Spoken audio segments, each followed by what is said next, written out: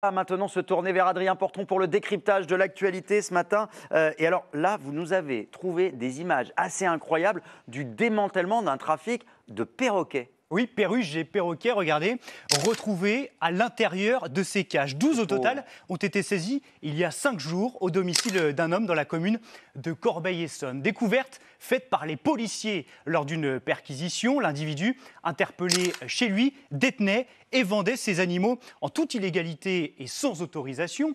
Un mode opératoire bien rodé, vous allez voir, pour ne pas se faire démasquer. Dans ces annonces sur Internet, aucune mention de vente de perroquets, juste des dons ou des ventes à petit prix de cage. Et cet homme n'en était pas à son coup d'essai, parce que quand on se penche un petit peu sur son passé, il avait déjà vendu illégalement au moins 61 volatiles. Oui, le préjudice, c'est-à-dire la valeur financière sur le marché, est estimé à plus de 71 000 euros. C'est très cher. Les policiers. Ce trafiquant avait fait de ces perroquets un juteux business. Les enquêteurs ont repéré entre septembre 2023 et juillet 2025 622 annonces publiées sur un site de vente très connu. Au total, 21 espèces étaient proposées à l'achat. Ils s'approvisionnaient chez des éleveurs et des particuliers en France et en Belgique.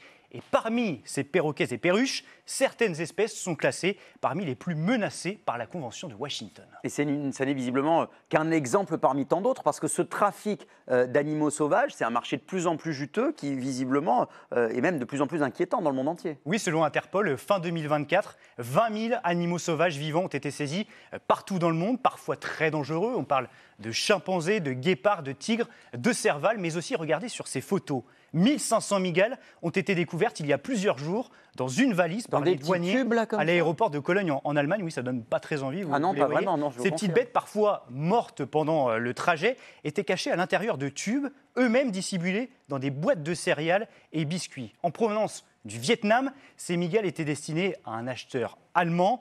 C'est un nouveau terrain de jeu en fait aujourd'hui pour les réseaux criminels qui capturent ces animaux toujours plus rares. Pourquoi ? Eh bien parce que leur valeur, ils se vendent à des prix records. Écoutez.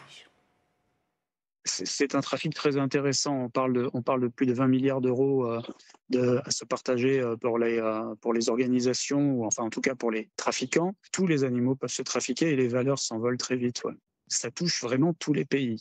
On a toujours un petit peu d'artisanat, on a toujours la possibilité d'avoir des pièces qu'on va trouver sur des marchés ou sur des choses comme ça, dans des endroits comme ça. Mais aujourd'hui, on est vraiment passé à autre chose au niveau du trafic, oui. Vous me posiez la question, Christophe. Et oui, qu'est-ce qu'on fait avec des migales ? Parmi les acheteurs, il y a de ces animaux non domestiques, on trouve notamment des collectionneurs et des personnes lambda, attirées tout simplement parce qu'ils voient sur les réseaux sociaux des stars qui posent aujourd'hui à côté d'animaux et d'espèces exotiques. Par exemple, problème, leur détention n'est pas sans risque, notamment pour les animaux, car ils ne sont pas dans leur milieu naturel, mais aussi pour les personnes, attaques mortelles et transmission aussi de maladies virales à l'homme. Eh bien, merci beaucoup. Vous nous avez un peu fait flipper quand même ce matin. Je préfère les perroquets que les migales. Pas la plus drôle, c'est vrai. Non, mais en tout cas, il faut se méfier. Merci beaucoup.